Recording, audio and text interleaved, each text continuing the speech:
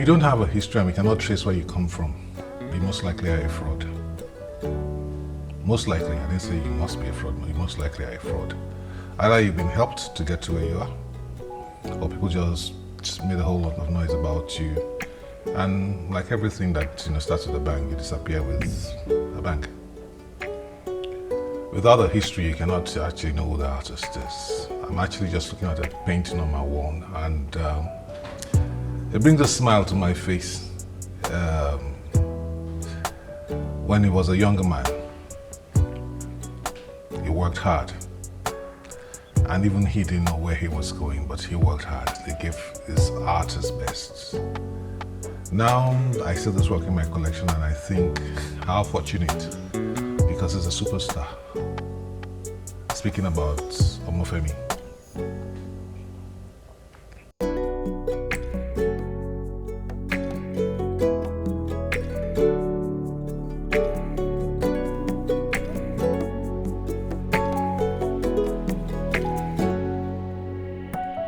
My name is Olusegun Adejumo. I always like to use the full name because in my family there are about 40 of us. Olusegun Adejumo. We spell our names differently. Some call themselves Shegun, some call Olusegun Adejumo. Mine is Olusegun Adejumo. I'm a fine artist. If you say visual artist, that is too wide. I'm a fine artist, which means I'm a painter and I'm a sculptor.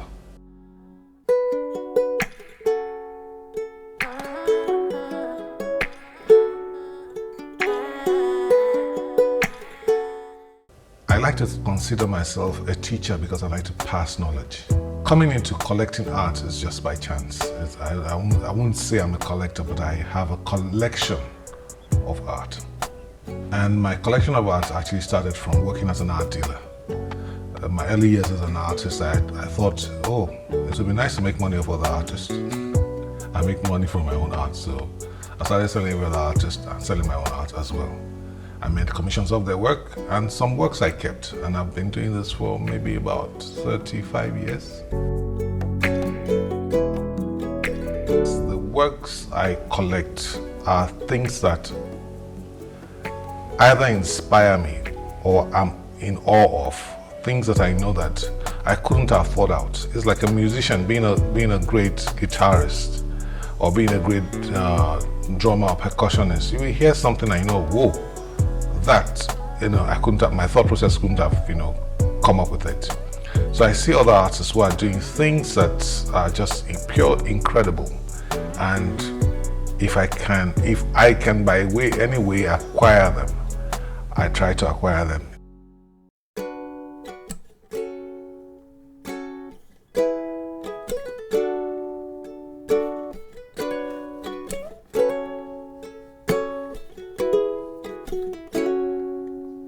The first work I collected was a work of a person who was both my senior in school and my teacher. He had left school the year before I got into school. He had served and he was a lecturer in school when I got into school. His name is Tolu Filani. He was, at the time, a legendary sculptor. He had worked, for people like Grillo as studio hand, and, he had a name for himself. The drummer at the international airport then was one of his early works. And here it was. I just finished school in 1987, and I was walking past the studio, and I just went to see what he was doing. He was on He was on Razak Balogun. I think his studio was on Razak Balogun in Surulere. I was walking past the studio. I like to see other artists' work. So I went into the studio and I saw this beautiful stone piece, the Twins, and I loved it to bits. But I don't have money. So he said, what do I think it is worth? I wrapped my head around it as much as I could. I said, okay, this is what I think it is worth. I said, how do you want it? I said, I want it badly. I didn't own anything. How am I going to pay for it? He says, we can make an arrangement. So he liked a particular work of mine at an exhibition I had. I can't remember when the exhibition was, whether it was 1988, thereafter, or 1987. I says, I will exchange that piece. You can put your work as a down payment and pay the balance off. I know how much your work is because I saw the price at the exhibition. I know how much your work is. I'll take your own piece, and then you can pay the balance off. It took me about 6 months or so, or a year, to pay off the balance. And it was very generous, very, very generous to me. And that was the very first piece. I didn't own a car, but the cost of the work was more than the cost of the car. This was 1988 or 89. At that time, Tokumbo cars were just coming in. So the price of a Tokumbo car was about 27,000. The offshoot of that is that you learn about trade-off and other acquisitions.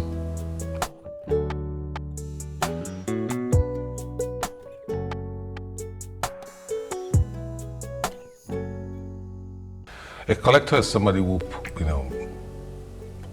invests to a certain degree in the art that he fancies, or some things that he has come to learn to enjoy, and has now thought of it as, oh, I would like to make this a regular passion. It's like collecting cigars or collecting wine. It's no longer that you just drink it.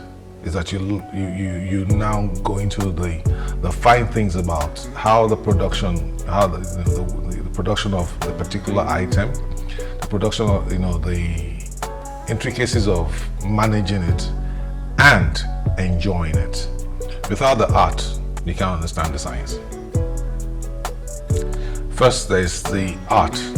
The reason why you're collecting is not because you want to consider it as an investment, but because it's what you enjoy. So maybe you have one or two of a particular artist, or you've gotten to the point where you've acquired maybe 11 of the same artists. Then you think, oh, I can trade this off because I've enjoyed this now. I think I'm comfortable with this artist at this particular time, and acquire something else from somebody else. But usually the traders also help you to decide what is important to you, and then it teaches you how to manage better your collection. So the artist first, and then the sciences next. This is an artist that I've worked with as young men: Salako, Akanimomo, and Ajobiewe Samo. This actually is one of my favorite works, Ajobiewe Samo. This was, I think, done in 1997, thereabouts. I just showed him how to paint watercolor, and this was the very first watercolor he painted, and even I panicked that it is not possible for a man to have learned watercolor in 1 week and painted something that looked like a William Turner. And I showed the work to Variety, and he said, in pidgin English, after this one it will spoil, meaning that it was at its highest at the first work.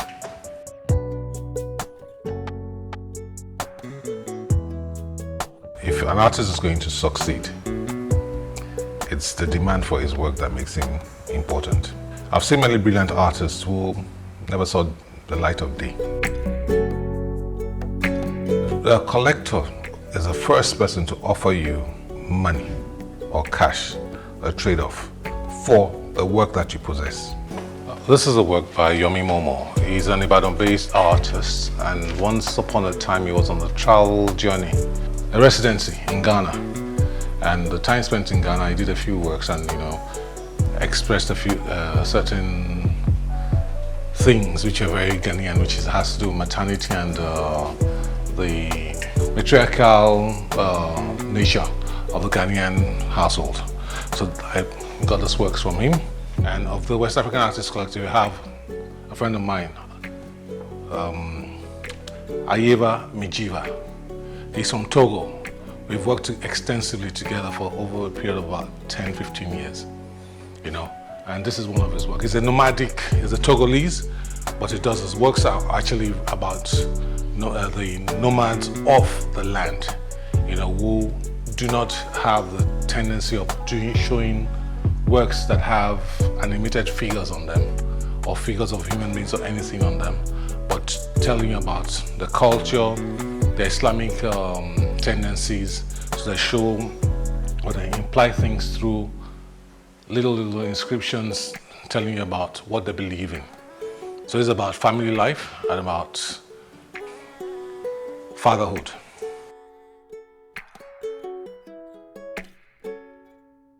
demigod. That sounds more like the modern day collector who thinks that without him, nothing happens. But the truth is that it's actually the artist. Without the artist, there's no art market. Collectors will always change, you know. People who buy art will always be there. As long as you can produce any work of art, there's always somebody who can collect it. No matter how bad you think the art is, there's always somebody who will collect it. Without the artist, there's nothing happening. On this side, this is one very interesting work. I can't remember exactly when I got the work, but he was, at the time he brought the work, relatively unknown. Omofemi Oluwole, recently celebrated in the UK for having painted the Queen when she was much younger. He has met with Prince Charles. He's, you know, now a very famous artist. But this were his earlier works. And you see, like I said earlier, you know, and I've said this to a lot of people before, that an artist must always have a history. So this is the history that formed the man, Omofemi Oluwole. These are not works I can never trade in, because this is the history of the man. And I find the work more valuable than his more recent works. So the modern day collector oftentimes does not even learned how to appreciate art. They look at art as an investment, and they look at it as, okay, I can buy this known name, keep it, and then trade him off. And you've not learned to enjoy, so how do you know what it is you're acquiring? So you can be sold a known name, and the particular work you bought is not really anything to talk about. So it's not about the known name, it's about the piece of work, the particular piece of work you have acquired. Part of the West African Artists Collective. We have worked together for about 10 to 15 years. His works also have a lot to do about family. He's a brilliant guy, a fantastic human being. He's also been to Nigeria many times to workshops here, and, you know, anchored and coordinated some of the things that have happened here.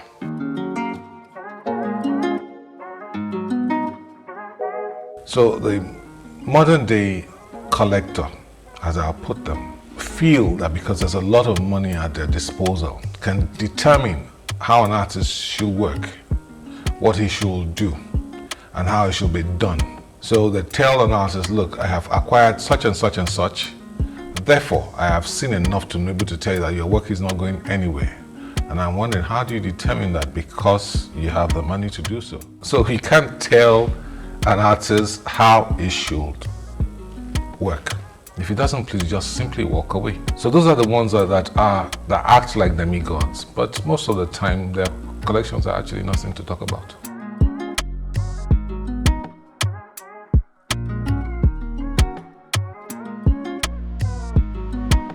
I'm not so great on sculptures. I like paintings. I'm not so great on a particular style of painting. You know, I don't like the Impressionists. I like the Realists. I don't like the Realists. I like the Surrealists. I like the Expressionist. So you find out what you like is different from what somebody else likes. You can't be buying based on what the market says. First of all, you're going to keep the work in your house and you're going to enjoy them. You're going to buy what you enjoy first, and then you might find value in them.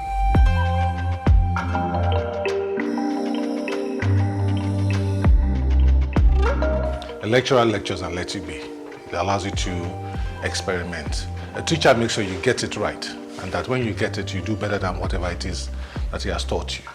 This is my teacher, Mr. Kolade Oshinawo, you know, and this is, I can't call it just a collection. It is a symbol of his affection and his love to me as a student, because it was literally, it wasn't a gift. I took it off him and I ran away from the studios. So it's one of my most treasured works. One of my most treasured works. On the other hand, it's a similar work, but from a younger and artist, Joshua Messinyoye. It's amazing how similar. It's actually, you can almost think it's the same artist that painted them at two different times. But now you understand how it is for an artist to have influence on younger artists just from his communication with the artist. So this is why I kept the works one on the other side of the painting in the center. So the works that I can't trade in, Oshino, like I said, Oshino was my lecturer, 82 to 87, and he helped to shape not just my painting, my thought process, and my practice. He was the first artist who I could see that his career was going somewhere. I could actually see the trend because Oshino was 40 when he was teaching me in HND. And so I could see he's now 70 something. So I've been with Oshino for almost since 40 years actually. This is 2022, so I've known Mr. Oshino for 40 years. So I went to his house and I said I liked his work. I can't be your student. I mean, I've been your student for so long and we've had this relationship and I don't have any single work of yours. I said, I don't have money, sir. But you see that one day, I think that eventually I can finish paying for it in 1 year.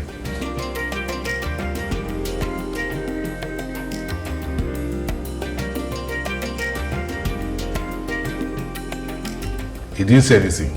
I know him. He doesn't give gifts of his work. That's one of the things he never does. He rather give him money, but if he must have his work, he must pay for it. So I walked up to the work, picked up the work from the wall, and put it down beside me. So when I was going, he didn't say anything. So somebody mentioned that, he's going with the work. He said, what business of yours is it? So that's how I took the work off the wall. I never paid for it. So that work is not selling. There's no way in this world that I can trade it off for anybody. For anything. Then the next one is Bruce Otrakwaya. As a young artist, I had a friend who lived opposite his house, Kwesi.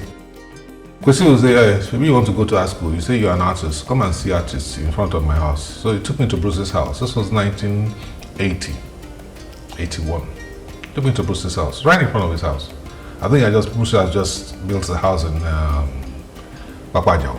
I walked into the house and I couldn't walk up the staircase. I didn't make it to the second floor. I remember the works I saw. Leopard and Cornfield. I remember the work still today. As I was walking up the stairs, I was so much in awe, I didn't make it through. In 1982, they gave us a class assignment. And I chose Bruce to write about. So I went to see the same Bruce that I'd seen the year before. And I went, so sir, this is what my assignment is. So he brought out a folio of works, 6 works, sabbatical experiments. And he gave me the folio to help me in schoolwork. You know what I did? I copied all the works there by drawing them for the examiner. I kept the folio. I kept the folio of 6 works. 6 prints. I kept the folio of 6 prints. And I mistakenly gave out one. I can't remember to who. I was trying to be nice. I thought that was the stupidest thing I did. But I have the remaining 5 works till today in the folio. So one day I went to Bruce and said, sir, I have, remember the works you gave me in 1982, the vertical experiments. He said, Adejumo, I don't have any of those works again. Can you bring the works to me so I can have a look at them and try to remember them? I said, excuse me, sir, I can't. Because if I give it to you now, you take it and you say you're not giving it back, there's nothing I can do. So I just want you to know that I have the works. If I won't let the owner of the work see them, why would I be able to sell them to anybody? And I also have another work of Bruce from 1987. It's an original print from 1978. The paper that was used was high-grade cartridge, 240 grams from that time. I don't think for you to find that kind of paper, you have to go and specially look for it. So it's part of the reasons why I will not sell the work. I have a few other things that I have that I won't trade, but those are my first set of works I won't trade. I might not trade the ISO I have because I've had it. We exchanged, and I've always loved Olusegun Adejumo's works. So I have Olusegun Adejumo that I won't trade. I have a few other Adejumos, but there's a particular work. I don't even know the title. I just know the work. It's a 4x4. There are some works I'll trade off. Yes.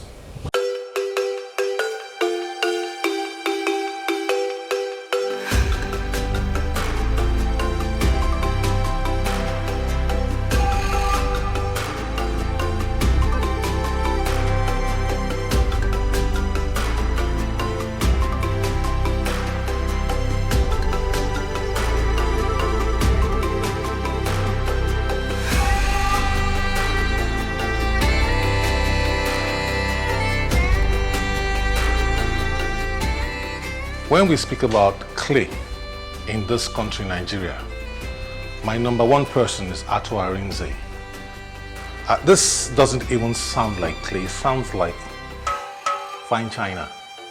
It's actually clay. Worked to very thin piece, very lightweight at the size that it is. It doesn't crack. It's been fired to that biscuit, it's called, I think it's a biscuit firing. And Ato is the most unusual of all. He's a sculptor ceramist. So he sculpts, but he's a ceramist. And ceramics is where you know how fine a man handles clay. Because at this point in time, clay behaves, it speaks to the clay. And the clay behaves itself. So these are my Ato Rinzes I've collected over so many years. I don't even know how long I've had them. But Ato is an old friend. And this was where it all started from. When he gave me this piece, I was so in love with his work and I couldn't afford it at that point in time. So he gave me my first piece, which is a miniature version of his pots. It's actually a miniature version of this one without the bag. So this is the tree, the money tree, or without the money on the tree. So it's just a stem of it. Yeah. So this, I found this is my piece as a gift. But this is my piece that I got. I got a few other pieces from him and I gave them out as gifts because I wanted to introduce his works to a lot of other people. I sold some too.